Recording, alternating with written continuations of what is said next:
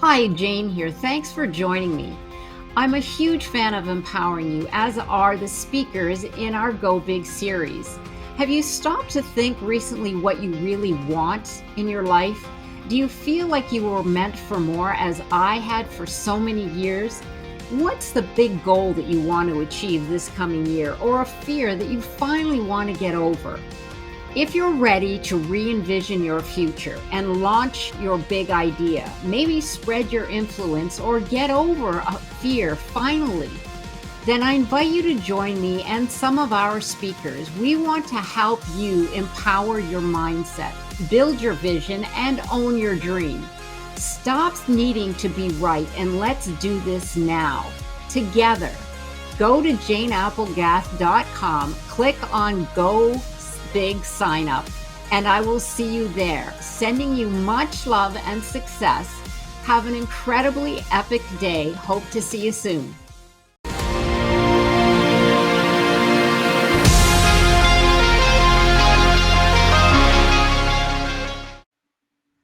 Hi everyone, I'm Jane Applegath. Welcome to the Epic Vision Zone, where some of the world's most successful self-made women and men share their multi-million-dollar ideas, their high-performance habits, visionary mindsets, and resources so you can hit the go button on your epic life.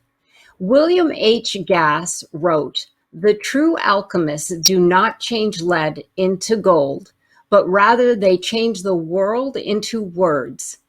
Our epic female entrepreneur today is Danielle Bertoli, a published writer, blogger, a podcaster of Struck Inside Out, and the director of an alternative high school that serves at-risk and disadvantaged youths.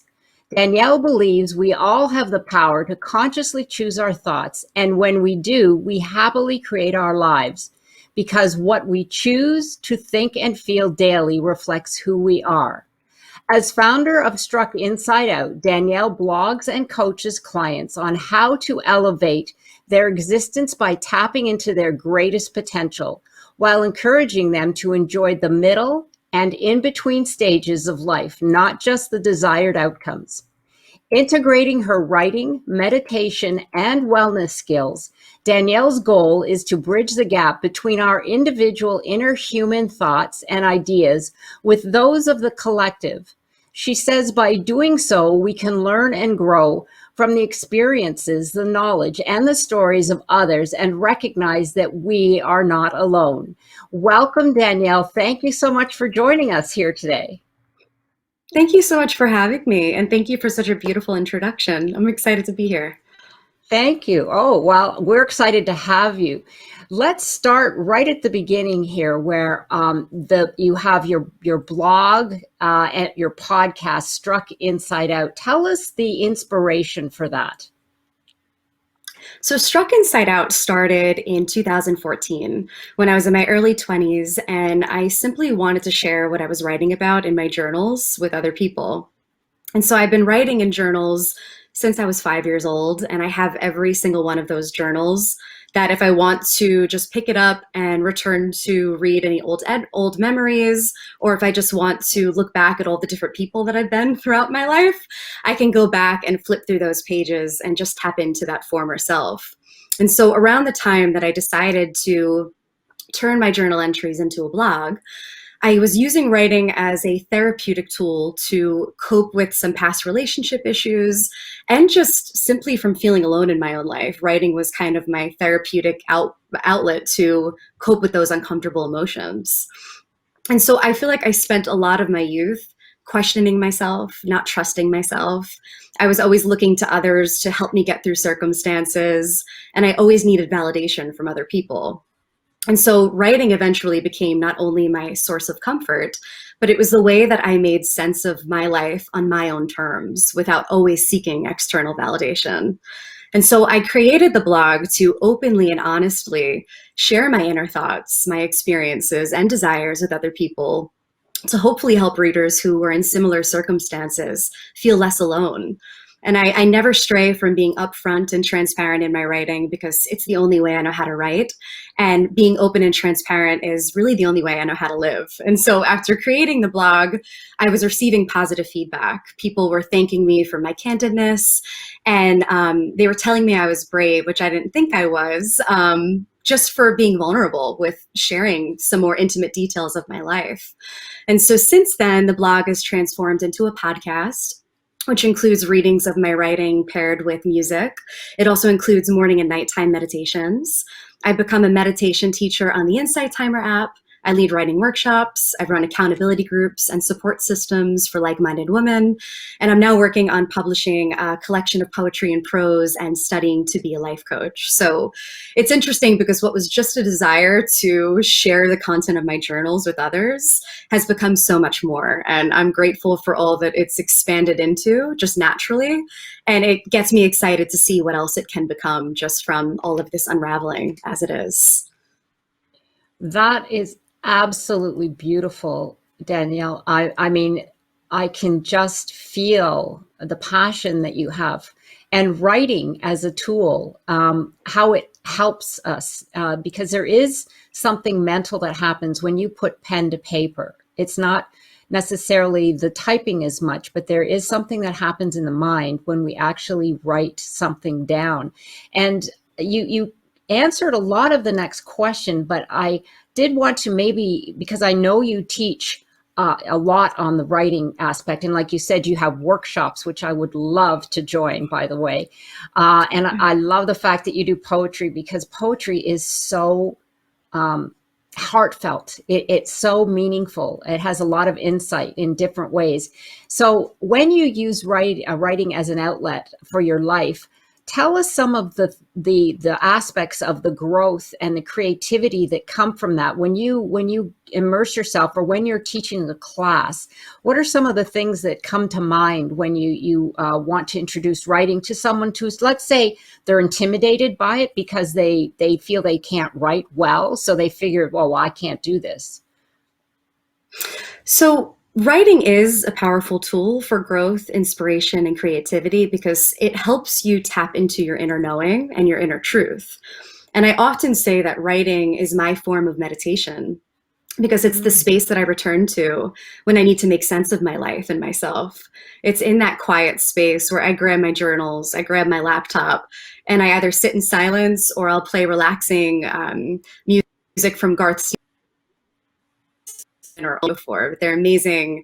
They just create these amazing, beautiful soundtracks, no words, just instrumental.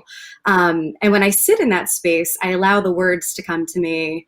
I allow the thoughts and the answers to come to me. Sometimes I'll do automatic writing where I'll ask myself a question that I need to know answers to cultivate that inner knowing and reliance. And just from sitting and breathing and just being in a quiet space, the answers always come. They're always there. There doesn't have to be intimidation for the words to be perfect, for the grammar to be, perfect. It's really just about using it as a creative space to express yourself and everything that's inside of you. And so that is the space that I connect to myself, or I connect to my higher self, I would like to call it. And so I know this might sound corny or funny, but I always think writing is kind of like time travel. When you begin a writing session and you're reflecting on your life, the mere act of writing helps teleport you to memories and specific details of your life you might have forgotten about. And it also brings you into the realness and authenticity of your emotions. So often we live our lives on the surface and we detach from the deeper, more intricate emotions that we have surrounding past memories, regrets, or simply the past itself. And so when you take the time to formulate your thoughts and put them to paper, you're taking the time to understand yourself and how you truly feel. And so this is the process that fosters growth, that promotes inspiration and creativity, because as you begin to understand yourself and who you are, you're already growing as a person. And once that understanding is more clear, you then take inspired action to live a more creative life. And I believe to live creatively is just being more conscious of who you are, what you want, and how you want to live your life. And the way to get clear on those things is to become quiet and still and listen to your inner truth, which for me comes from writing. Yes, what came to me was you're bringing forth the awareness when you sit and take a breath and the writing becomes meditation. That is so eloquent. Of course it would be because you're a writer, but Oh, but thank you. putting it in those terms though is so beautiful because people can associate that, whereas they don't see it as a chore but think of it as a meditation. And you're right, because by bringing the awareness forward of our thoughts, our feelings, then, like you said, you can take inspired action. And we can also use the writing to propel us into the future, our imagination. Where do we want to go? What do we see? Just let it go. Sometimes it doesn't even have to make sense, but so eloquent. I love that writing is a form of meditation and it brings forth the awareness, which is so vital in bringing our conscience to the surface. So, developing confidence. What confidence building methods do you use for the at risk students and your clients? And are they all applicable at any age? Because I know you deal with your students, and then, of course, you have clients that building confidence is certainly, we always are building our confidence. So give us just a couple of insights into the methods that you use to build confidence in not only your students, but in your clients as well. Well, I guess most of where this started was in my high school setting.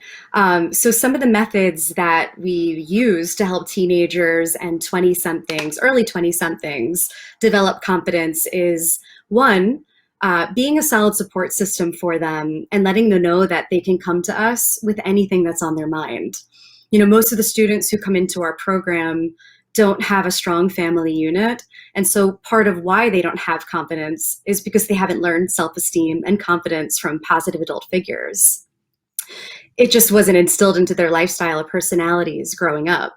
So first and foremost, we let them know that we are there for them. We do believe in them, which is a great foundation for developing comfort within a secure setting. And when a student feels comfortable with us, and in some cases for the first time, is feeling like they have people that they can rely on and generally want to see them do well in life, they take that confidence and it transforms into their positive aspects of their personality and positive aspects of their lives. So for example, we have students who, when coming into the program, can barely make eye contact and are socially awkward. They're not comfortable in their own skin. And so they often shy away from engaging with others, speaking up in class, raising their hand in class. And so it's interesting because over the course of a couple weeks, just from being in our own environment, you see students who transform from being quiet and introverted to people who want to raise their hand in class. They want to talk to the person sitting next to them. They want to make eye contact with you when you're speaking with them. And it might seem like little small steps, but it's those steps that are showing you that they're more confident that then carries over into other aspects of their life. So some students are now in our program who were those shy students are now looking for internships. They're looking for jobs. They're creating positive relationships outside of the school. So all of these transformations that are happening in the building are then getting carried over into their actual life outside of the building.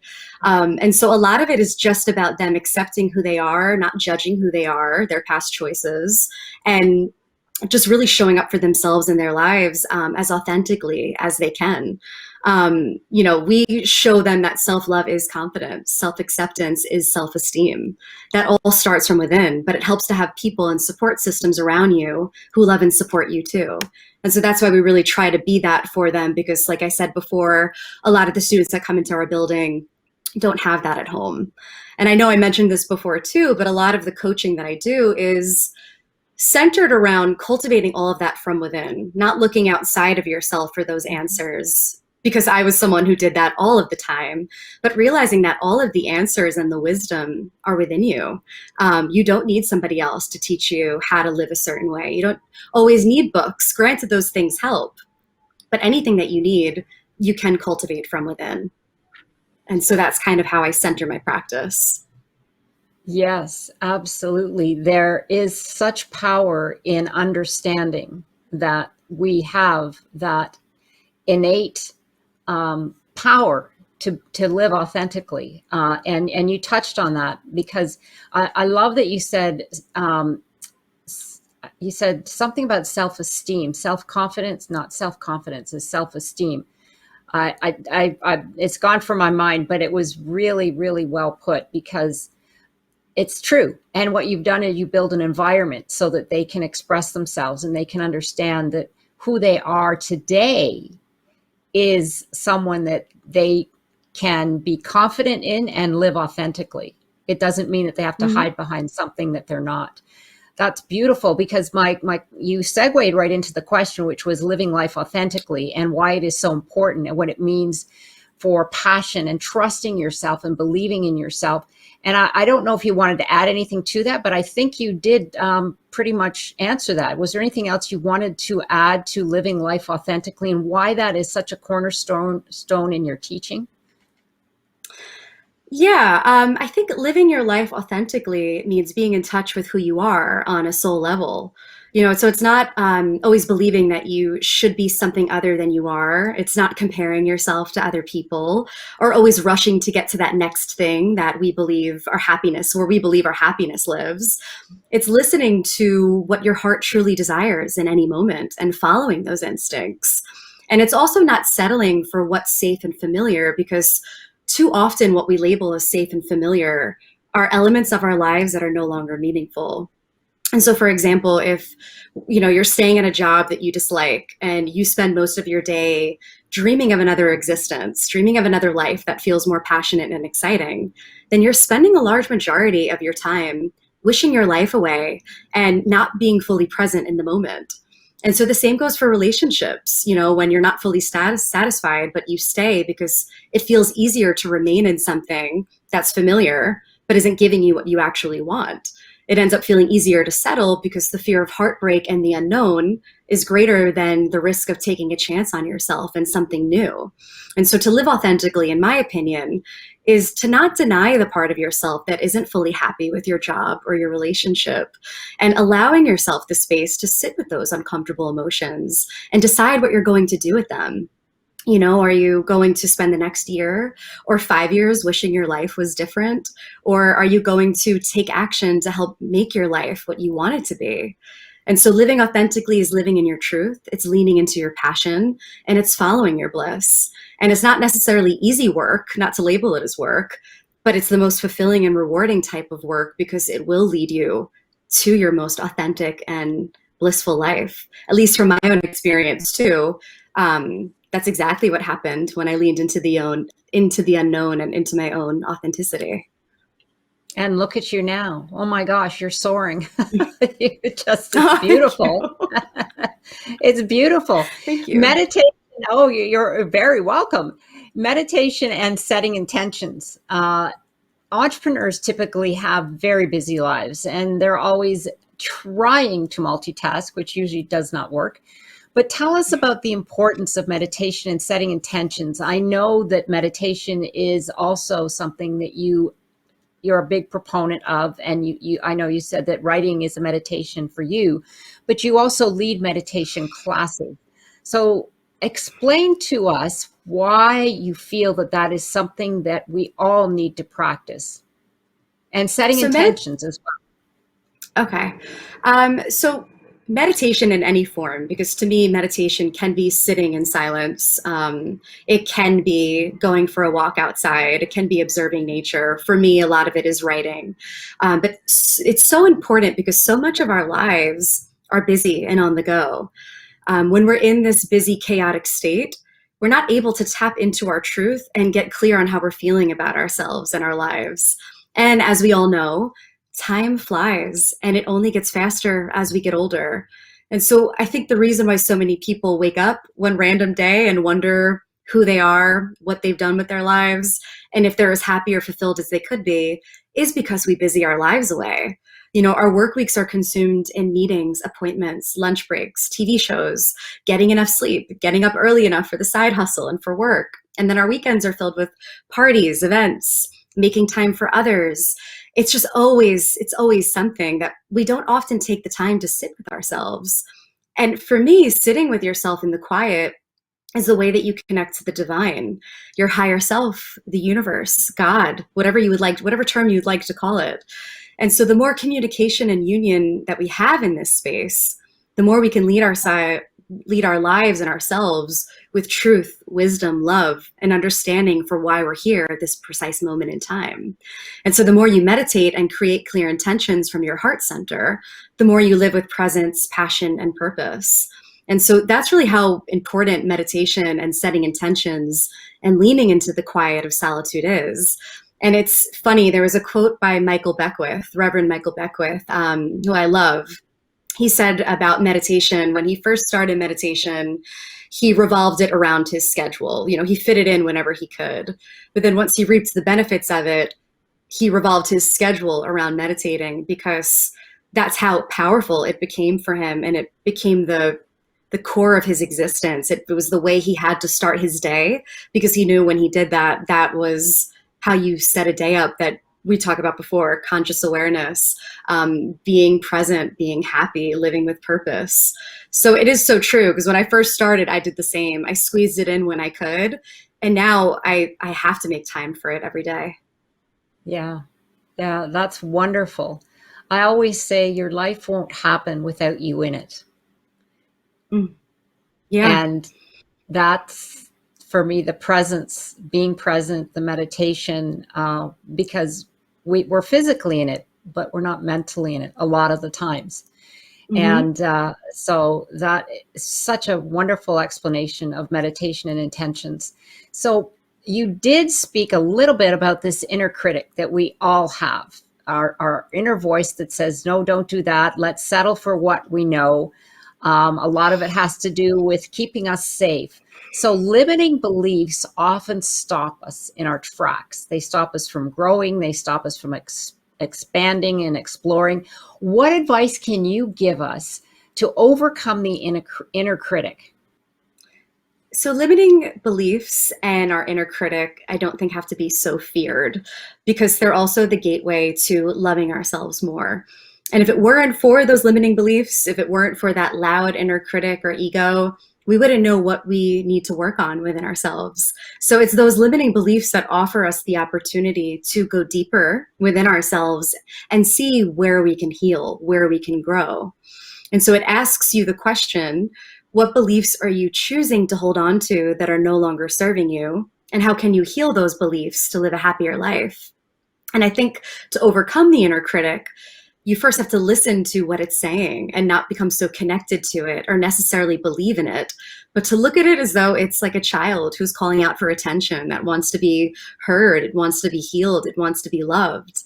And so you can actually become grateful for the inner critic and those self-limiting beliefs because it helps you create more confidence, more empowerment, and motivation to go after your dreams and to live a fulfilling life. So it's all about, again, being in that state of communication with yourself because that's how you get to know yourself. And the more you know yourself, the more you can develop a healthy relationship with who you are, where again, you're not so connected to that inner critic and that voice and taking it so personally. You listen to it with a grain of salt and you know how to have a conversation with it so that it doesn't overpower you. You get to choose your power and how you're going to respond to it. I absolutely love that, Danielle, because you turned it around. You made him not the enemy, by saying, listen to why is it saying this? Where it brings to the surface where you're stuck, and maybe looking at it as opposed to pushing it back or pushing it down and say, listen, I know you're trying to keep me stuck and I'm not going to have any of it. But this way, it's like opening up the door and saying, okay, you're making a lot of noise. Let's look at this and let's move through this together. Oh, I love that. That Thank completely you. changes the whole platform of the inner critic. So elevating your existence. When we talked earlier, these words flowed out of your mouth, and I thought that is brilliant. I love that, elevating your existence, because I hadn't heard it before. And we both had an aha moment, and it sounds amazing. So dive a little deeper into that and what that entails.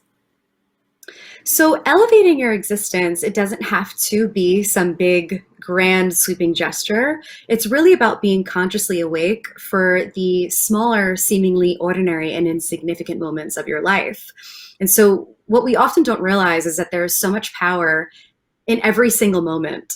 And so, for example, the other day, I caught myself dreading all of these reports and administrative tasks that I had to complete. I was literally doing everything else besides what I had to do. And I don't know if you ever watched The Office, but Michael Scott from The Office. Do you watch The Office at all? No, Have but you ever seen that comedy? Okay. I Well, know a of lot it. of people. So there is a character, Michael Scott, who's the boss of the office. And whenever there's these reports that come around, his assistant Pam has to come into the office and consistently remind him to do it, or they're going to be stuck there till like midnight. And so I always laugh when I'm in those moments because I'm like, I'm literally Michael Scott when it comes to certain things I don't want to do. But so anyway, I started noticing in that moment that I was telling myself that I'm a procrastinator, I'm lazy, I'm still not able to manage my time properly. And it was like this domino effect where I was just beating myself up for not being able to do the work that I had to do. And so instead of throwing myself a pity party or even just diving into those emotions, I stopped those thoughts in their tracks. I took a deep breath. I went outside. I got a cup of coffee. And I chose to tell myself that it's okay, that I'm human, that it's okay to not always be productive. It's okay to not always spend every single minute for work. And so, with that acceptance, I returned to my desk. I completed what I had to do. And then I moved on with my day. And I moved on with my day with the conscious awareness of the kinds of thoughts that I wanted to think. And I brought that energy with me throughout every other interaction and experience that I had. And that might sound small and insignificant, but in reality, all we have is today and this moment. Tomorrow is never guaranteed. So I'd like to try and spend my time thinking thoughts that I actually want to think and engaging in behaviors that support me rather than weigh me down. And that's not to say that every single day is going to be great and easy, because there are certainly days where it's difficult to get out of your own way, no matter how hard you try. But to be in that state of conscious awareness that there's always a choice for how you're going to view yourself in your life is where your power comes into play. And most people believe that they're powerless and that life is just life and there's no control over the ebbs and flows. And there might not be control over the ups and downs, but there's certainly control in how you're going to respond to those circumstances. And so it's how we choose to view ourselves. How we choose to view ourselves is where the magic comes into play. We can all be looking at the same thing, but it's what we're choosing to see that makes the difference. A moment can just be a moment, but it's what you choose to make of that moment, or rather how you're choosing to perceive that moment, that makes your experience of your life your own. And so I believe with that awareness, you can elevate your existence to be anything that you want it or need it to be. And it can really be that simple, and you can use it in any single moment. Yes. Choose thoughts that elevate you, that elevate your existence, because that is really, you're absolutely 100% right on. Those thoughts that are negative, I was laughing because we all do that. Like you said, I'm procrastinating, I'm not productive. What am I doing? I'm just wasting it. And of course, that just brings your energy down even more. But to be Mhm. aware that that's what you're doing, you took a break, you made the space so that you could have a conversation and say, okay, let's look at this, put it aside, and come back with thoughts that serve you and elevate your existence. Oh my gosh, so powerful. Danielle, your teachings are so powerful. My goodness. Thank you. You're very welcome. Integrative coaching. So now to trans your approach to transformation, excuse me, is rooted in the integration of spirituality, emotional, and mental aspects. Why is this integration so important? Because often we have coaches that specialize in one or the other, but just explain to our audience why the integration will help elevate your existence. So I think those three components are so important because they are the foundation of who we are. So yes, we're in these physical bodies, but we're more than this physical existence. We're more than this physical makeup. at the root of our beings and our existence is the combination of the spiritual, of the emotional, and of the mental. You know, how we choose to think about ourselves and our lives affects our emotions. So what we think produces our emotions, and the two always go hand in hand. But when you add a spiritual nature to the mental and emotional aspects, you're bridging the two worlds and becoming more in union with the balance of your heart and mind center, where the two can support one another rather than be combative with one another, since it seems like they're often more combative with one another than supporting each other and working together, being on the same team, being on the same side of things. And so again, I know I keep saying this, but it's all about balance and recognizing that some days balance is easier than others. But again, as long as you're present and aware of yourself, that's how you start the balancing act. And that's where transformation occurs, in that space of the union of all three of those aspects. Yes, absolutely. I can see that. I mean, in all of what you've shared with us today, I can see the integration of all the aspects that need to be there, because we are all of those aspects. And like you said, the spiritual part could be anything you'd like it to be, but our mind body is it's all connected. So Mm-hmm. I certainly, that makes complete sense to me. So I know this is your passion. I can see it. I can feel it in your voice. Tell us, what do you love about teaching and coaching? I love all of the growth that can occur from just a simple shift in mindset, the removal of one behavior or the addition of a practice that helps support someone on their journey. So I love when I see someone recognize that they have the power of change within themselves all along, that it's not outside of themselves or in me helping them, but it's readily available when they tune into themselves.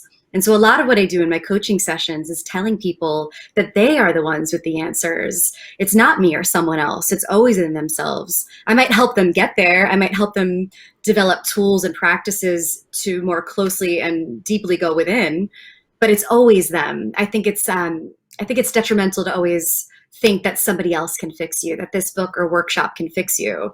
You can get tools from those things, but they are certainly not the cure. You always, like I keep saying, you always have those within you. And so I like to view coaching as guiding people back to their truth and helping them use meditation, writing, spirituality, nature, solitude, any of those things to foster self trust and reliance. And when you can trust yourself to answer your own questions and guide you through life, you're the creator of your life. And who doesn't want to live their life in that way and be completely self loving, self reliant, and the creator of their life? You render me speechless. Yeah, I don't need to say anything. Beautiful. Absolutely. You are the creator of your life. Yes. What does that mean? You've answered it several times in different ways, and it is beautiful. I am so curious now, because you have just partnered with a company by the name of Wellium, and I'm very excited for you to share a little bit more about that with us. Yes, I know. I'm really excited about this too. So, Wellium is a startup company based in New York City. It brings Eastern medicine to modern life. And so, most of Western medicine approaches health as a one size fits all approach, which doesn't, it just doesn't work in every single case. Everybody's unique. And so, Eastern medicine looks at the whole person and their specific medical history, their lifestyle habits, their emotional and mental states, and everything else that makes a person unique. And so what they do is they offer formulas or tinctures that address various ailments. So there's tinctures to help you naturally fall asleep and to stay asleep throughout the night. There's tinctures for anxiety and digestive issues. There's tinctures for PMS. There's tinctures to help female hormones, tinctures to help you have energy and stay focused. And so they offer monthly subscriptions. You can either buy those products online, or you can do a monthly subscription where you virtually meet with what they call a Wellium expert. And a Wellium expert includes somebody from the Eastern medicine background. So it could be naturopaths, herbalists, acupuncturists, any of those kinds of backgrounds. And they ask you questions about your lifestyle habits, what you're eating, how you're sleeping, how you're feeling on a daily basis. And together you come up with a tincture that's designed just for you, so that you could focus on things that you either want to alleviate or things that you want to work on. And so they have a monthly subscription where you can meet with somebody every month doing that, or you could just get a tincture every single month without having to meet with somebody. And so I'm working on anxiety, which I didn't realize has to deal with digestive issues, which then was affecting my sleep. And so they teach you all of these things too about everything is connected, as we said before. So much of our emotional makeup affects our physical makeup. And so things that I didn't even realize I was doing were reasons why I was waking up with anxiety some days, were reasons why I couldn't sleep through the night. And so it's interesting because I just had my second session this past Tuesday, which was a month of using their products. And it was kind of insane to see how much I grew within just a month. I really have felt more motivated, more positive. That anxiety has been subsiding.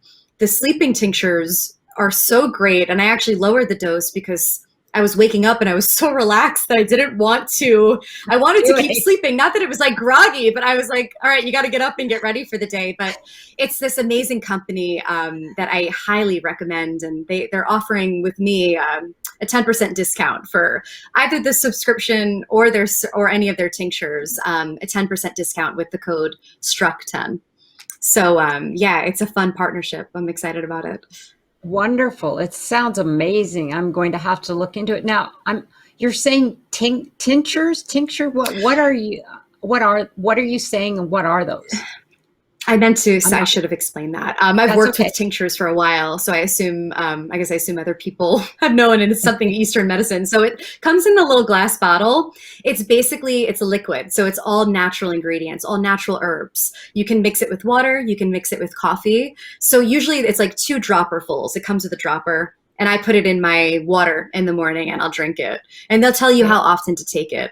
It tastes good. It tastes natural and healthy. And again, it's nice because from working at the school, there's a lot of students that come in that take medication for anxiety. They take medication for depression. And I'm not saying anything negative about that. Sometimes it's needed. But in this case, it's nice because I like that it's all natural. I like that there's no real side effects to any of the stuff that I'm taking. It's ultimately really good for me. So it's good to know that you're in good hands with people that have experience in, doctors, scientists that are coming up with these formulas to support you on whatever journey you're on and whatever you're trying to work on within yourself.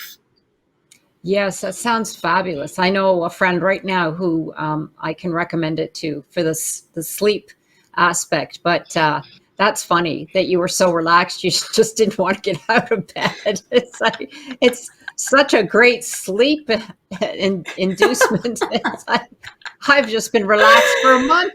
I know, I was like, wow, this is powerful. Wow, we can have trouble with that one, but anyway, obviously now we know that they work. That's great. They do. Yeah, fabulous. Well, thank you for sharing that. We'll definitely have that on your bio information, and it'll be there for people to look up and share. So I have one last question because we are here on the Epic Vision Zone, and if your life were an epic story, what would the title be? So when I was originally trying to self-publish my book, which I'm still doing, I had a title that I thought it was going to be. It's changed now, but I could probably use the former title, which was a subtitle, which was Learning to Love Myself Through Getting Lost. It was learning to love myself through getting lost in love because it was all about relationships. But now that I've changed course, it's something else. But I really think that would be it because it's really through getting lost, unraveling, not knowing who you are or where you want to be, at least in my experience, that has led me to go down all of these paths where I am where I am now. And I feel like I'm the most confident I've ever been. I'm the most happy I've ever been. And that was through taking all these different chances, not settling, and believing that on the other side of all of my fear, there was a life that I've been waiting for when I could just get past that fear. So I think that would be the title, if the epic title of my life. That's beautiful. I love it. So I want to thank you once again, Danielle, for being here, for sharing your knowledge, your stories, your inspiration, and be sure to check out Danielle's her courses, to connect with her blog, and also to tune into her podcast. And you can find all of her contact information, website, social media on her bio page. that will be available on the Epic Vision Zone. And be sure to follow me on Instagram at Jane Applegath and check out how you can become an epic entrepreneur at janeapplegath.com. This is the Epic Vision Zone, transforming your dreams into epic success.